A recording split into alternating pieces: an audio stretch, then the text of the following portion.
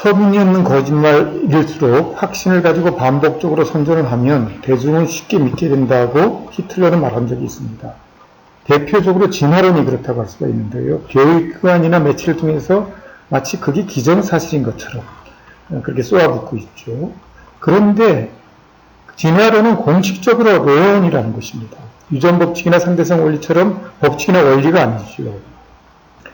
학계의 최고 권위에 의해서 그렇게 론으로 규정되어 있는데 그것을 마치 그 이상의 가치가 있는 것으로 주장을 한다면 그것은 무지의 소치이거나 주제넘는 것이라고 할 수가 있습니다.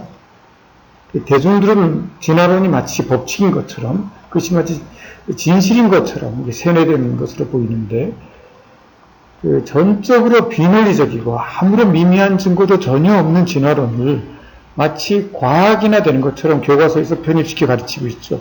어떻게 보면 해괴한 현상이라고 할 수 있습니다. 현대 계몽적인 학자들은 그 진화론을 터무니없는 것이다 라고 일축하고 있는데 그 근거 중에서 셋만 골라서 세 번에 나누어 올리도록 하겠습니다.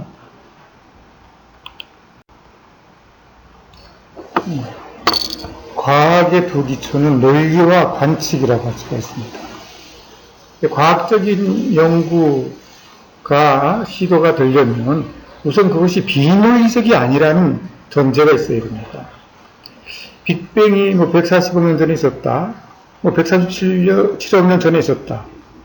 고 하더라도 당장 그것이 비논리라고 단정할 수 없죠. 그러니까 그럼 계속 연구해봐가 되는 것입니다. 그런데 진화론은 예를 들면 물고기의 아가미가 양서류의 허파로 진화했다고 하면 사실 물고기는 생존하려면 매일매일 아가미를 써야 합니다. 그런데 그 아가미를 잘 사용하고 있는 와중에 돌연변이에 의해서 허파의 초기에 해당되는 미미한 어떤 것이 생겼다고 하죠. 근데 그런 것은 쓸모가 없죠.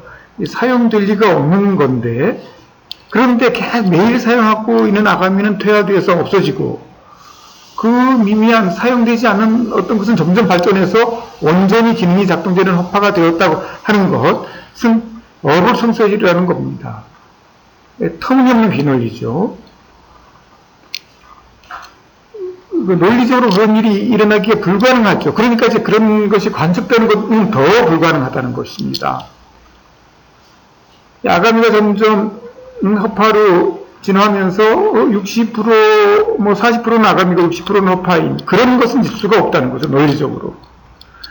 그리고 생물이 생존해 있으려면 온전히 작동하는 기관만으로 구성되어 있어야 된다는 것입니다. 그리고 발견되는 모든 화성들, 공룡이면 공룡, 삼엽충이면 삼엽충, 모두 온전한 기관들로만 이루어진 온전한 개체들이라는 거죠. 그렇지 않은 것은 논리적으로 존재할 수 없다는 겁니다. 실제로도 물론 존재하지 않죠. 이런 면에서 생물계에서 과도기적 과정이라는 것은 있을 수가 없습니다. 그러니까 비늘에서 털이 됐다고 하는데, 그런데 30%는 털이고 70%는 비늘이다. 이렇게 할 수 있는 그런 어떤 것이 존재할 수가 없다는 겁니다.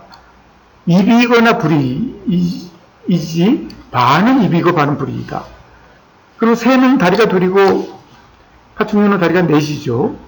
둘이거나 넷인 것이 2.3기 이런 면에서 과도기라는 것이 있을 수가 없다는 겁니다.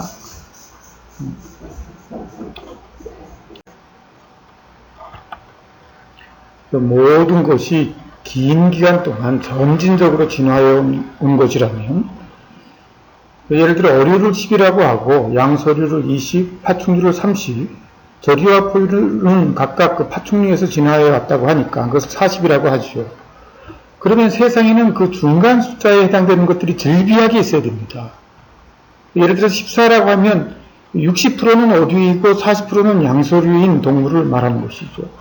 39라고 하면 90%는 조류이고 10%는 파충류인 그런 동물인 것입니다. 그 지구상에 한 살부터 100살까지 모든 연령대 인간들이 골고루 있죠. 그 생물계에서도 그렇게 과도기적 과정에 각 단계의 생물들이 즐비하게 있어야 되는 것이 논리적이죠. 그러나 그러한 생물은 논리적으로 있을 수 없고 실제로도 전혀 발견되지 않습니다. 논리가 물리에 앞선다는 원칙을 예를 들어서 설명하면 우리가 어떤 사람을 보았다. 그러면 그 사람을 존재하게 한 두 남녀가 있었을 것이다. 그 보지 않더라도 그걸 확신할 수가 있는 겁니다. 그 남녀가 어떤 가정, 생리적인 관계를 가졌고 그 출산과 양육 과정이 있었다는 것도 절대적으로 확신할 수가 있죠. 그것을 증명하는 사진이나 동영상과 같은 그 물리적인 증거가 전혀 없어도 그러합니다. 마찬가지로 어떤 자동차를 보았다면 그 자체가 자동차의 설계도가 있다는 증거입니다. 제작하는 곳도 있었고 조립 과정도 있었다는 아주 극명한 증거로 간주됩니다. 논리적으로 그러한 과정이 있어야 그 자동차가 존재하는 것이기 때문이죠. 논리가 물리에 앞선다는 것은 논리적이면 물리적인 증거가 필요 없다는 의미이기도 합니다. 또한 전체 주장 혹은 이론의 한 부분이라도 비논리성이 있으면 그것은 과학적인 연구를 할 가치가 없다는 뜻도 그 안에 내포되어 있습니다. 그런데 진화론은 비논리로 가득 차 있기 때문에 애초에 과학적인 연구 대상이 아닌 것입니다. 과학인 것처럼 이게 포장한 것은 이게 엄청난 이렇게 터무니없는 속임수라고 할 수가 있습니다. 이 한 가지 점만 보더라도 인류는 너무나 어이없는 이런 터무니없는 주장에 쏘가 넘어간 것이라고 할 수 있습니다.